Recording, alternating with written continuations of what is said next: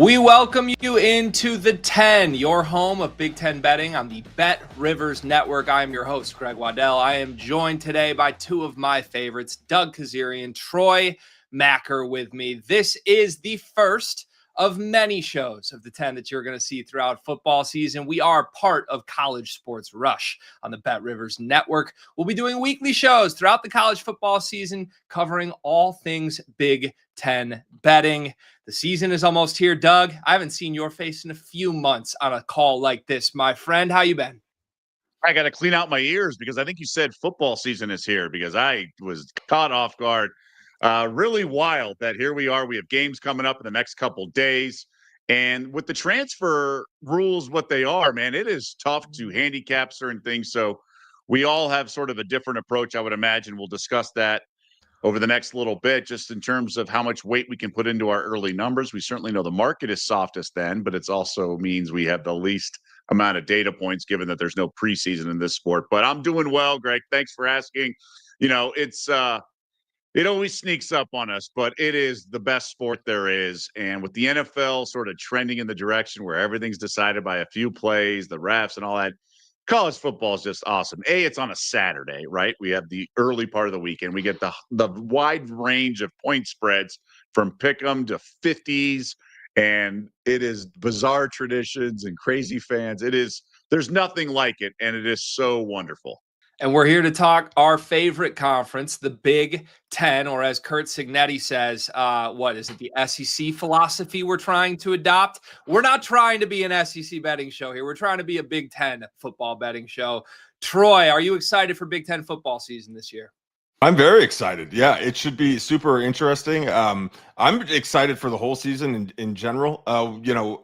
I'm a data and betting stats guy. I look at how people are betting, why they're betting, where the money's going. I'm not an in the weeds, a spread expert. But one of the things I love about the first couple weeks of the season, and Doug kind of alluded to it, is just the wild point spreads. And one of my favorite things to do is in the first couple weeks, and it almost never works, but is to load up on 15 to 20 team parlays, all teams that are favored by 20 points or more. And I'm just asking you to win the game. And every week, one of those teams cannot win the game. And it's what makes college football so fun because there's, 120 games every Saturday. A lot should be blowouts. And every year there's a team from the Missouri Valley Conference that goes into a Big 12 school or a school from the MAC that goes into Big 10 country and pulls off a win. So I love the early part of the season. Some of the scores you see are ridiculous, and it really gets you geared up. There is no preseason, so the first 2 or 3 weeks sometimes can serve as a preseason while also having some high-level games sprinkled in there. So I'm very fired up for football season being back, and for the first time in a long time, I'm not sure who the elite team is. I know there are 4 or 5 really good teams, but do we have any idea if there is 1 or 2 elite teams of the country? I don't think we do. And I think we're going to learn in the first 3 or 4 weeks who they are. If not, it should be an amazing season of a rotating cast of characters in the 1, 2, and 3 positions. Yeah, a lot of excitement, a lot of suspense. It's fair to question and poke holes in some of the projected best teams in the country, but there are a handful of teams in the Big Ten Conference with hopes of winning a national championship. This is our season preview show of the 10. As I mentioned, we'll be doing weekly shows throughout the college football season, telling you what to bet every single weekend. For today, we are here to talk playoff odds, national championship odds, Big Ten championship odds, team-specific win totals, and even a little Heisman at the end. We'll tell you where the value is. But first, I want to tell you about a college football promotion that we've got here at Bet Rivers. CFB Squares. Bettors who place college football same-game parlays of qualifying amounts will earn weekly college football squares for a chance at big prizes. This is one of multiple special Bet Rivers promotions that they're running for college football season. We'll tell you about more of them as these shows come on, but you won't want to miss it. Trust me, you're going to want to maximize your earnings, and you can do so with Bet Rivers. All right, boys, let's start today's preview show with some team-specific win totals. I've got a list of some of the premier teams in this Big Ten Conference. Maybe the teams that I put in that group that have dreams of winning a championship this year. We'll go team by team through some of these and see if we have any value on their overall win line for the season. We start with the Ohio State Buckeyes. Their total is set at over or under 10.5 wins plus money. If you take the over on the full season line, plus 108. You also can take the market of just Big Ten specific win totals, which this line for the Buckeyes is set at over or under 7.5 Big Ten wins. Doug, what are your thoughts for the Buckeyes?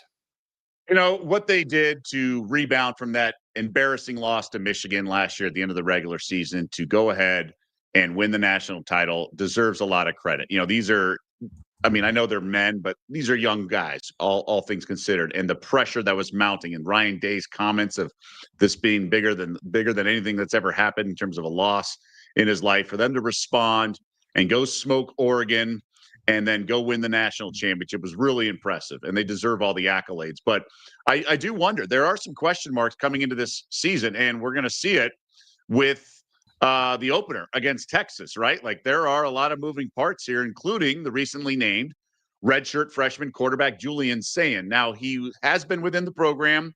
He was an Alabama recruit, transferred after Saban's retirement, Elite 11 stud. So he has all the accolades, all the pedigree.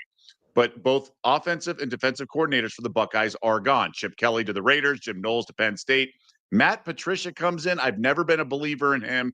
I'm not just talking about when he was a head coach, but even as a DC, because Belichick was overseeing him. Hartline, look, they're going to win a bunch of games. We know that because they have Jeremiah Smith and Carnell Tate and a bunch of other recruits and things like that. But the question is, are they going to win 11 games? Are they going to go 11-1 in the regular season or 12-0? Troy was talking about how, you know, all these big favorites, you assume they're going to win, but that's not always the case. I feel like a few years ago, there was a run where the Big Ten, middle of the Big Ten, was much better than people were expecting. Like Maryland took Ohio State, I want to say, to a couple overtimes. And games like that, I wonder if the Buckeyes are going to catch themselves in that situation. Now, Greg, you also mentioned the different options of betting with the win total with the Buckeyes, and I think it's really applicable here because of that opener against Texas at the shoe. Now, you can bet under 10.5 wins at minus money or under 7.5 conference wins at plus money. And basically it's the difference is the 3 non-conference games money line parlay, and the other 2 are Grambling and Ohio. So it really comes down to UT game, and the Longhorns are really loaded. Sark's done a fantastic job, but they're going to have question marks just like all these teams with hype. But Texas is the number 1 ranked team in the preseason poll. I do think the road schedule is really tough for the Buckeyes. Throw out Purdue, they'll be fine there. But going to Washington is going to be tough, especially against Damon Williams at quarterback. At Illinois, I know Chic, Illini picks and all that. We're going to talk about them.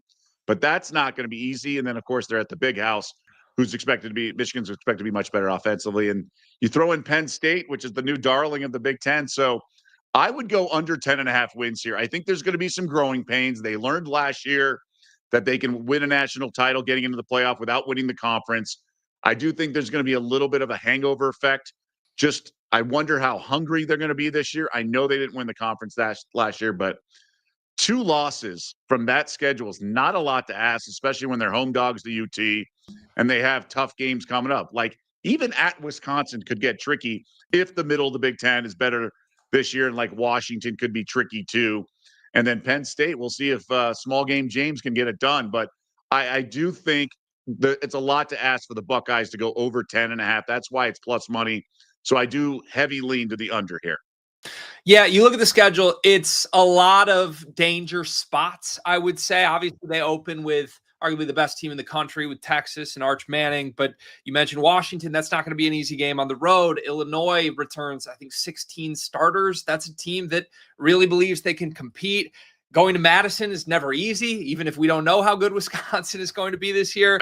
The break for Ohio State is certainly getting Penn State at home. But, man, we're not even to the big rivalry game against Michigan at the end of the year. We've talked 4 games that it's not without the realm of possibility that Ohio State could lose. You have to be really confident in saying, for me to be talked into an Ohio State over. And I'm just not. I don't think this is the prototypical NFL ready Ohio State quarterback that we saw in the Urban Meyer era. Ryan Day has obviously won at huge levels in recent years post Urban, but He hasn't had the greatest quarterback play ever. He really needed to bring in a transfer in Will Howard to get there. He opted against that with saying here, and we'll see how it goes. But for me, Ohio State's mostly a stay away from me, given the schedule, because I never like fading the Buckeyes. They've dominated this league for far too long. It won't shock me if they run the table, but at these lines, it's probably a no touch. Now, if you're willing to get a little greedy and lay some juice, there is an interesting way you could attack these lines, given the 2 lines BetRivers offers. You could take Ohio State at over 10.5 wins on the season, or excuse me, over 7.5 Big Ten wins and under 10.5 wins on the season. And try and middle this and nail it perfectly. You're talking an 8-1 Big Ten season. And then you'd be talking a 2-1 non-conference season with the loss to Texas. Suddenly you hit the under 10.5, you hit the over 7.5 Big Ten. Both are priced at -139. You'd be guaranteed essentially to win one of those two, but trying to land it perfectly on an 11-1 year is easier said than done. Troy, do you have any betting insights for us with the Buckeyes here? They have 4 straight seasons of over 10.5 wins. And I believe they've picked up 11 wins in 4 of Ryan Day's 6 years. I think the interesting point to what you just said is we discussed, the Penn State game and at Wisconsin. They haven't beaten Michigan 2 straight years, right?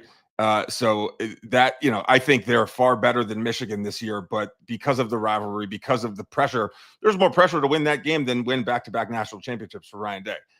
People still don't want him there because he couldn't beat Michigan. So I do think that is going to be a fascinating thing to watch. Ohio State under 10.5 wins is actually the second most popular win total of any Big Ten team. So people are kind of riding this wave as well. And, Ohio State does have one of the harder Big Ten schedules. When you talk about teams they could potentially pose the traps, like Wisconsin has the hardest, if not the second hardest schedule. So you always have to think about 2 sides of the coin where, yes, going to Madison, where they play jump around, that is a great environment, but Wisconsin itself has a really tough schedule. So what if they come into that game, wounded, banged up, and not sure of themselves, and not, as Doug said, maybe the middle of the conference isn't as strong. So, there's so many things that could go wrong or could happen, which is why we're discussing it now, trying to project. I do think Ohio State is probably a 9-win team, 10 wins, but it's do they get that 11th?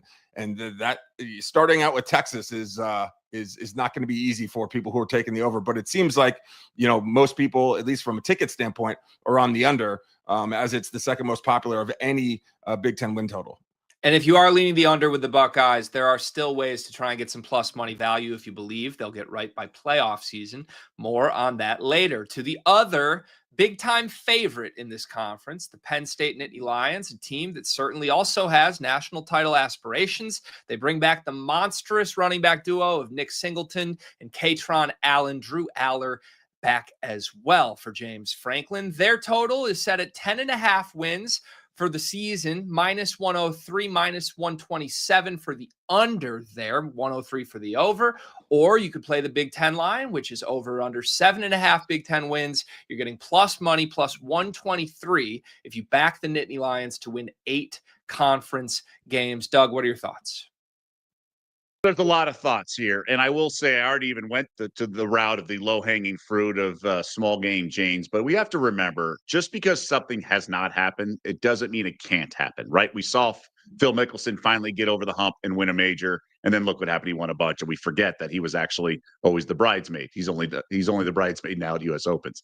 And then but I think a better, more applicable thing is Virginia, right? They kept getting sort of like, I don't know, the water found its level every time they got to the NCAA tournament.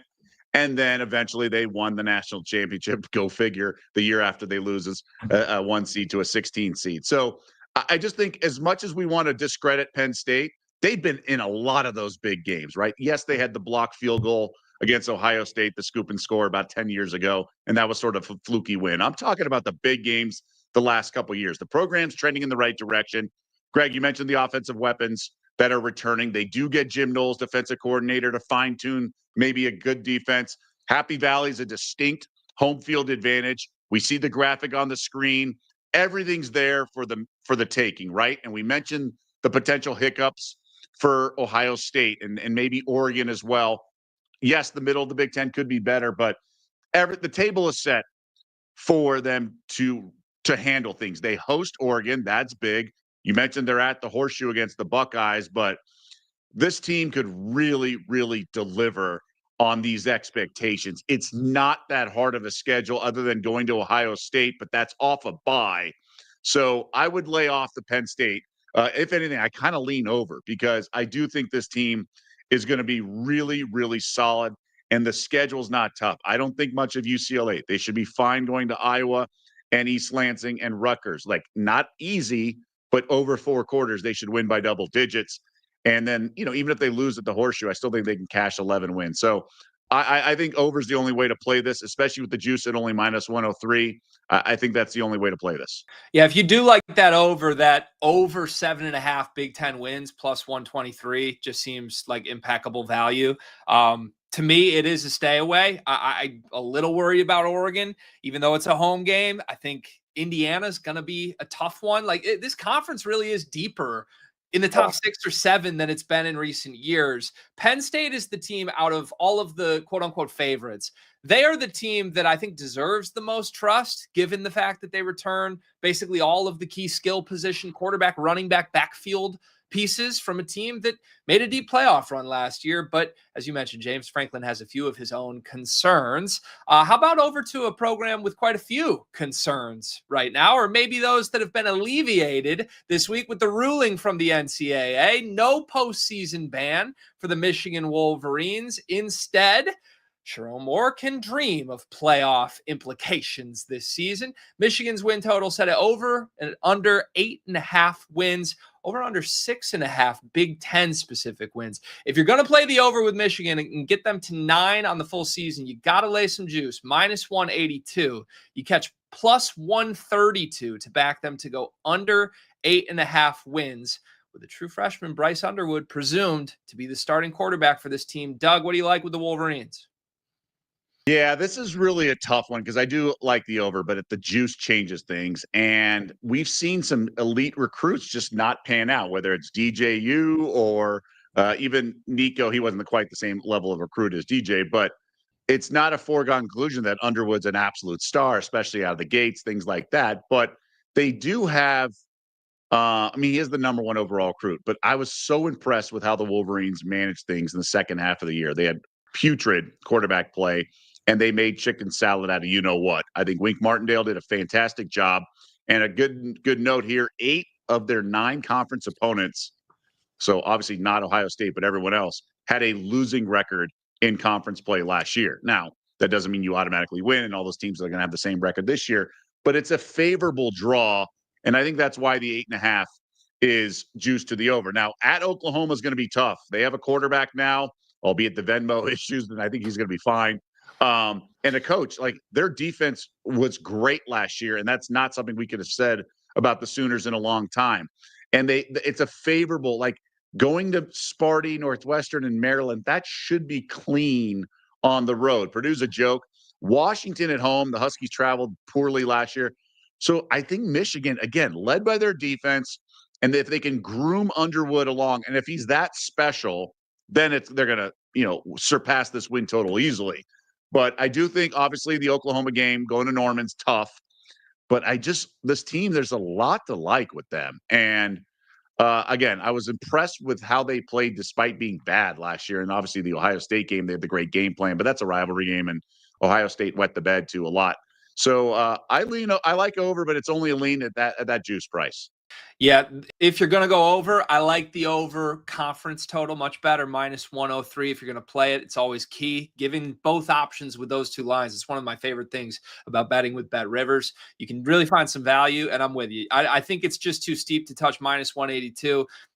Regardless of what happens in the Oklahoma game, honestly, let's just lock in on that conference schedule, and they're always going to have a chance. Even if you like them over 6.5, even if they have a couple stumbles, you're going to get to that Ohio State game late and have a chance. And given how that rivalry has gone lately, it might be more fun to be betting on the Wolverines, given how they concluded last season. All right, two teams outside of the top tier of contenders in this conference, the Indiana Hoosiers and the Illinois Fighting Illini, both with reasons for optimism, a lot of program momentum, given Curt Cignetti's second year and all of the returning starters that Illinois has to offer. We'll quickly hit on both of these teams. Indiana has a little bit higher of a total. They have over under 8.5 wins for the season. The under 8.5 is plus 108 for the Hoosiers. That conference only Big Ten specific line, 5.5 wins for Indiana. The over minus 127, the under minus 107. Doug, what do you think for Cignetti's group? So something you're going to hear a lot of bettors and things like that. It's like they love regression, right? So teams that underdelivered, they're going to improve and the vice versa. But you're not asking the Hoosiers to go 11-1 again, right? You just need them to win a certain amount of games, like 9-2 or 6 wins in conference play. And when there's so much turnover, which there is, they lost their OC, fair enough. Sinceri went elsewhere and Curtis Rourke, their quarterback, went elsewhere. But remember, Rourke got hurt and they didn't miss a beat last year. Like, this is all about Cignetti, and he's a beast. And they bring in Mendoza, the quarterback from Cal. He's a tall guy. He's going to give him some running options. I'm not betting against Cignetti. Will they regress? Probably, right? They may not go 11-1 in regular season, but I don't want to pay to see it, and I don't want to pay to have to see them lose several games. Now, they could, but the reason I argued for them in the playoff last year is they weren't just 11-1. They were trucking opponents, right? In a wide range of college football, and you're splitting hairs. It's the most inefficient sport there is, right? There's no home and home like college basketball for conference play. It's literally voters based on half the data points they need, or whatever you want to say. It's the most inefficient sport. So the fact that they just trucked opponents, not just the regular season finale against Purdue, but everything else, they killed everyone. And that Ohio State game was much closer than we thought. So I'm okay with the Hoosiers being considered good. The problem is the Big Ten's good, right? And over the years, it's like, oh, what's the best conference? Well, how do you define it? Who has the most national championship contenders? Do we assess the middle of the conference? The best, worst teams of a conference? How do you define best conference? And I think Indiana's showing how this program's trending in the right direction. There's the 3 big teams at the top, but they're right there. They can play with anyone. I love what Cignetti's doing. I just don't want to bet into it with under 8.5 wins. I just think you're going to be rooting for the wrong thing when they're so well coached. And with the transfers and everything, it so often comes down to coaching, and he's won at every level. And I don't want to bet into that.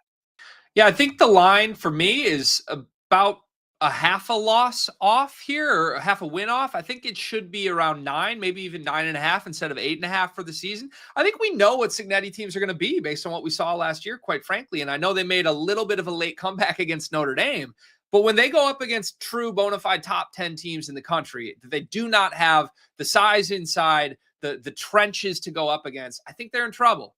But if they play anybody else, Cignetti is a great football coach, and he's a killer. He's wired to run up scores. He's wired to get his skill positions in spots to succeed. And I look at the schedule. The hard part for Indiana this year, they go at Oregon, at Penn State. I mean, based on what we saw last year, I have a hard time believing they will be competitive in those games. But I also have a hard time believing that they're going to be favored to lose anything else on the schedule. So to me, very good chance Indiana could go 10-2. Even if they lose the 2 big ones, they've got one to play with to go 9-3 and cash that over at 8.5 overall, or 5.5 in the conference. So I'm with you, Doug. I like the over for the Hoosiers. I also like the over for the Illinois Fighting Illini. I mentioned I kind of lumped them in with the Hoosiers in terms of programs with serious momentum, believing that this is a year where you can back up some good things you did last year. Illinois' win total actually all the way down at 7.5 for this season, despite being a team that returned 16 starters from a quality season last year. Now, you got to lay some juice, some big juice, minus 182 if you back the over on the full season line, or you can get something closer to even, over under 5.5 Big Ten wins. The over is minus 120. Doug, are you with me on the Illinois bandwagon this year? Yeah, it's funny. You hear a lot of contrarian plays and things like that, but we have to remember the betting market is the sharpest thing in the world, okay, when it comes to football. And this is not 15 years ago when the public dictates a lot of the trendiness. And this isn't a one-way betting market like the futures, like maybe the Indiana Fever were coming into this season, where everyone wanted to bet them and there was not a two-way yes-no market. So knowing that these win totals get hammered into place all summer, and even if a team's trendy, that doesn't mean they're wrong. Trendy meaning like the sharpest syndicate groups in the world are betting it a certain way, not like Joe Public is running his mouth as a columnist. And back when I was a kid, we only had 5 newspapers or whatever. Like it's much different now. When things catch the wave of popularity, it's because really educated and really knowledgeable people have done their homework. And to your point, the returning starters are there. Bielema is a guy who knows what he's doing. He knows Big Ten football. You immediately have a swagger and confidence when you play under him. He knows how to run a program, and the schedule is favorable. They avoid Penn State, Oregon, and Michigan. So of the big 4, if you will, they're only going to have to play Ohio State. And yeah, the at Duke game could be a little tricky, and I just don't believe in the Blue Devils infrastructure right now, especially early in the season. I'm down on USC, all things considered, even though that's sort of my team growing up in LA. Going to Indiana is not easy, right? We know Zignetti's going to be favored and all that, but this is a doable. You just need 8 and 4. And I don't think that there's a lot of I don't know if there's gimmies beyond Northwestern at home, but they should be just fine. Bielema, but they did win, I want to say 5 games last year as an outright underdog. So yeah, they may not happen this year, but they might be favored in some of those games, right?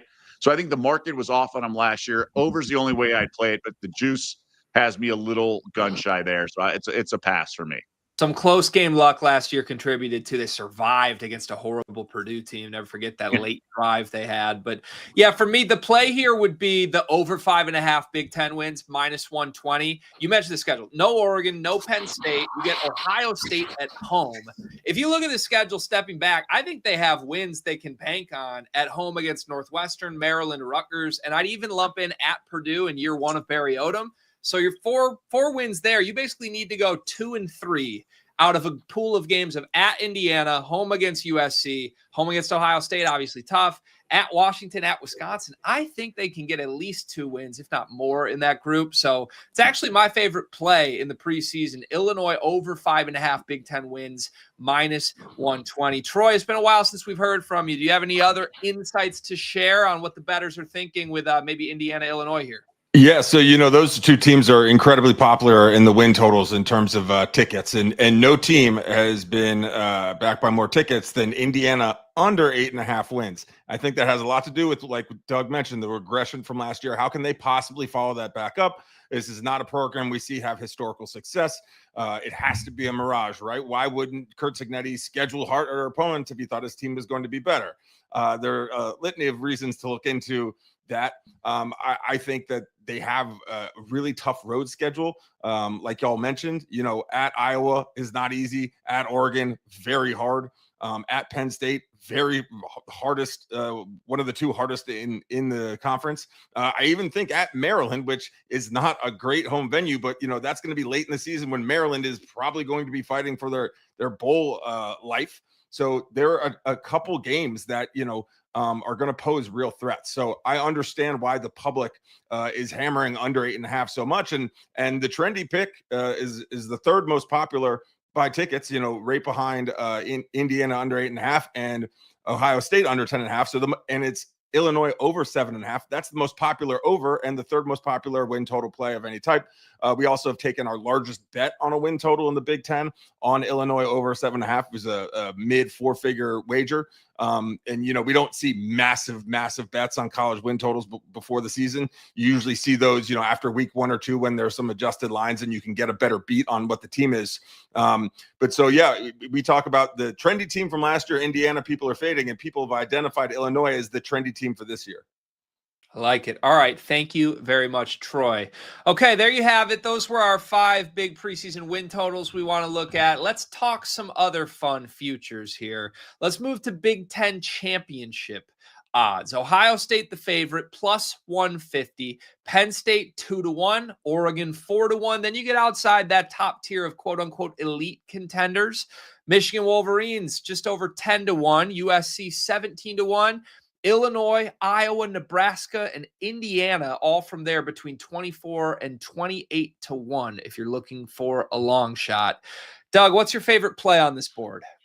So if I'm going to tie up money for several months, I'm just not going to bet the 150s and the plus 200s. It's just how I am. And we have to remind everyone, it is a one-way betting market, right? So it's going to be skewed. Now there's a built-in hold and you can find futures value all the time. And we all do. And certainly Penn State had value last year when they got in to the playoff and they were right there in the second half. They punched back against Oregon when Oregon went up double digits. So there's a lot to like. It's just the parity, right? We've talked about the tiers in this conference. And is there a team that's going to sneak up and maybe make an Indiana-ish run? And probably Illinois has gotten a lot of buzz in that regard just because of the favorable schedule you mentioned.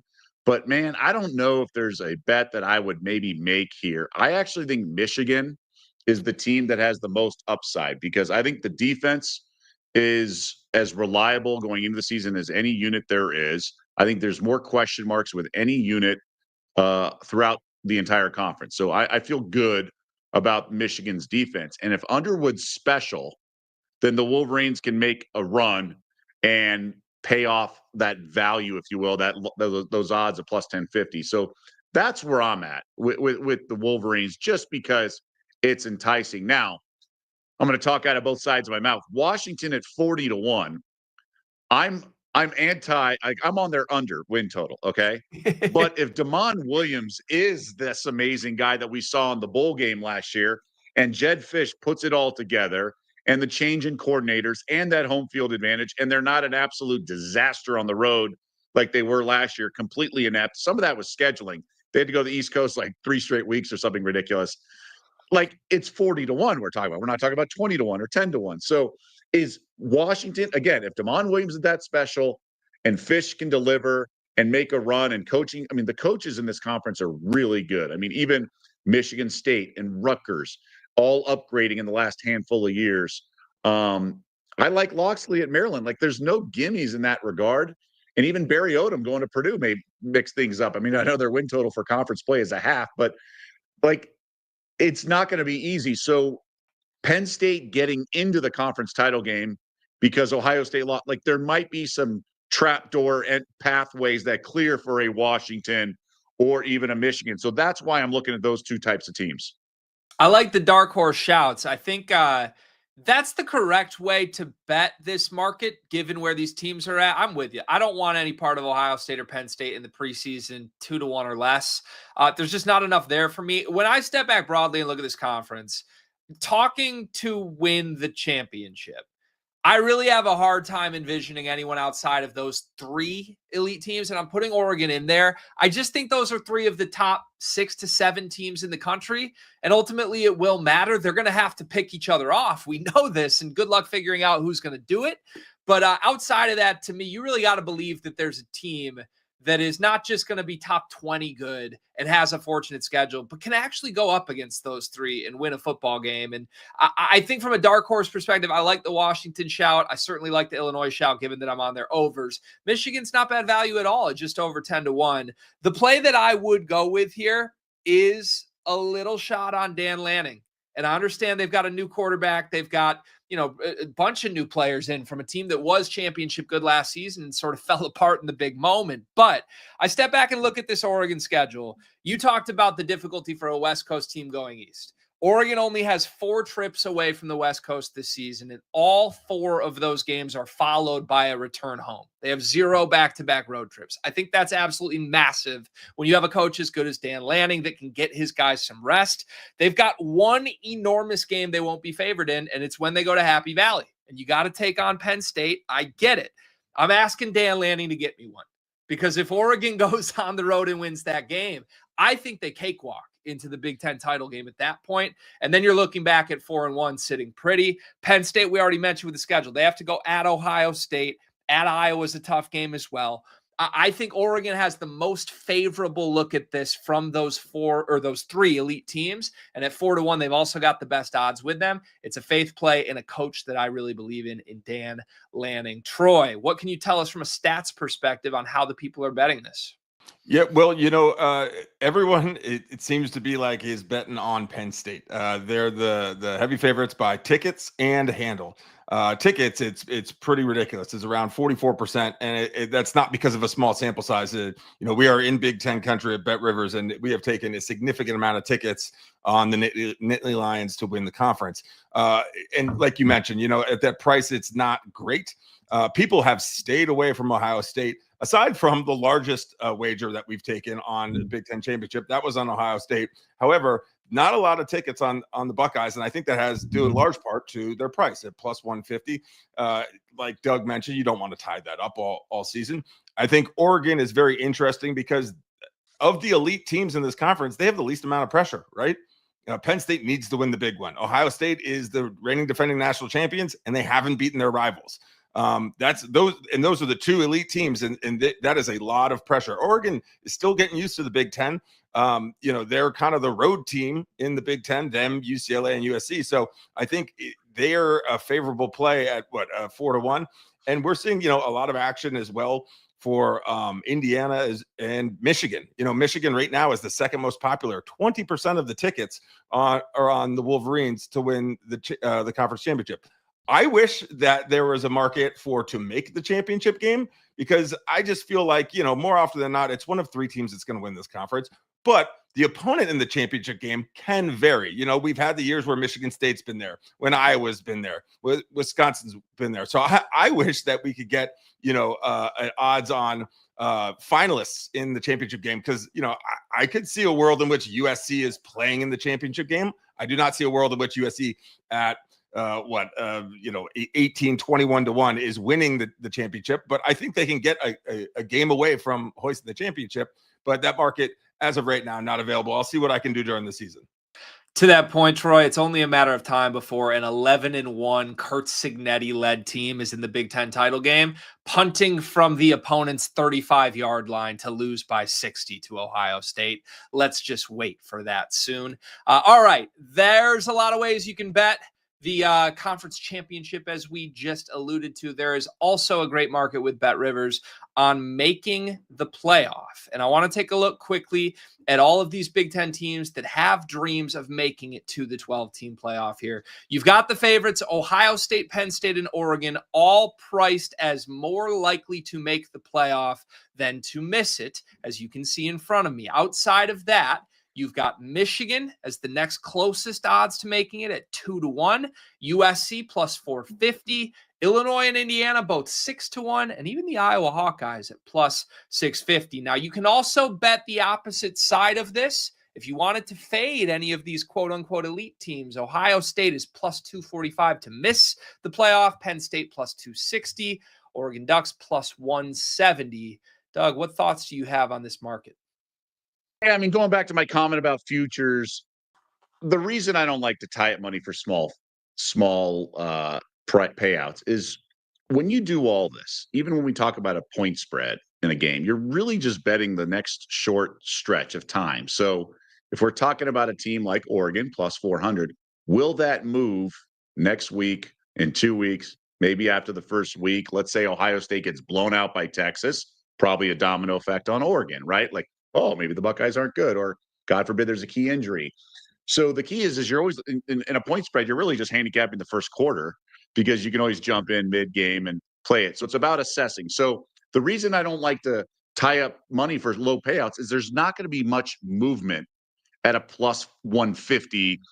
Okay, it might go to plus 130. Oh, let's say it goes to even money and you don't bet it. Great. You missed out on a plus 150 bet for 4 months.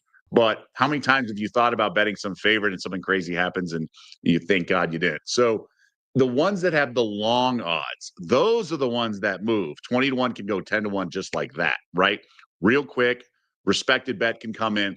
So I think that's what you're trying to pick off. It's a race to the good numbers, and the longer odds is a harder race or demands or commands immediate attention much more than the other numbers, because the books don't care if you win a plus 150 bet. They're not going to move that much. They're going to move it to plus 140 or something like that. But a 20-1 that you pick off, like that's going to move to 10. Like they're going to move that. So that's what you're really doing. It's a game and you're trying to find the best value in that regard. So I'm really only scrutinizing the long shot. So again, it goes back to what I was saying about the Big Ten teams to get into the playoff is the same thing I had for the title game. So it's Washington or Michigan. Like those are the teams that I think can have a path.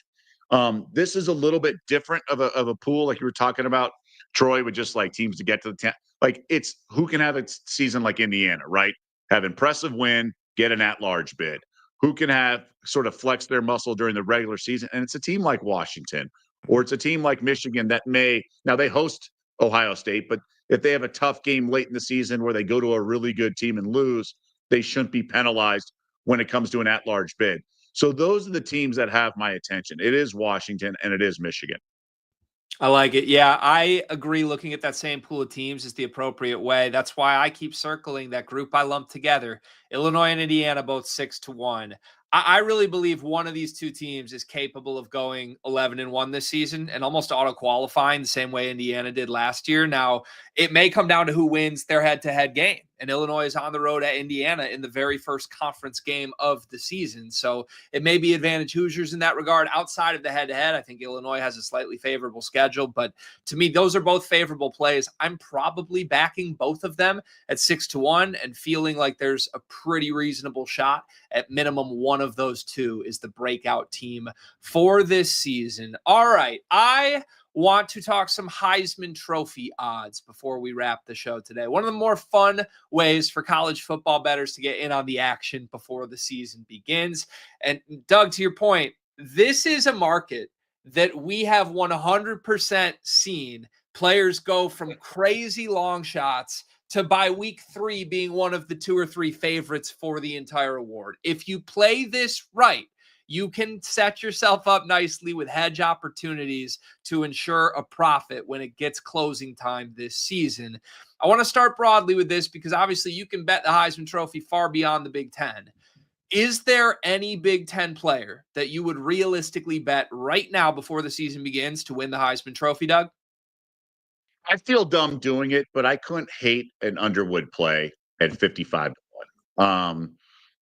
So much of Heisman winning is tied to team success, or it has to be like a 3-loss or 4-loss quarterback where they just have astronomical numbers and they're just that dynamic. That's like Lamar Jackson or RG3. Those teams lost 3 or 4 times, but the stats were eye-popping, and then there was no quarterback of an undefeated national championship contender. Sometimes you have both, like Jameis Winston, but typically it's the Johnny Manziel, RG3, Lamar Jackson sort of path, or you have a star quarterback of a team that's undefeated, or you have just an outlier, whether it's an amazing running back or like last year, a two-way player. But you're right, Greg. We've seen tons of long shots win, and there's movement in this market.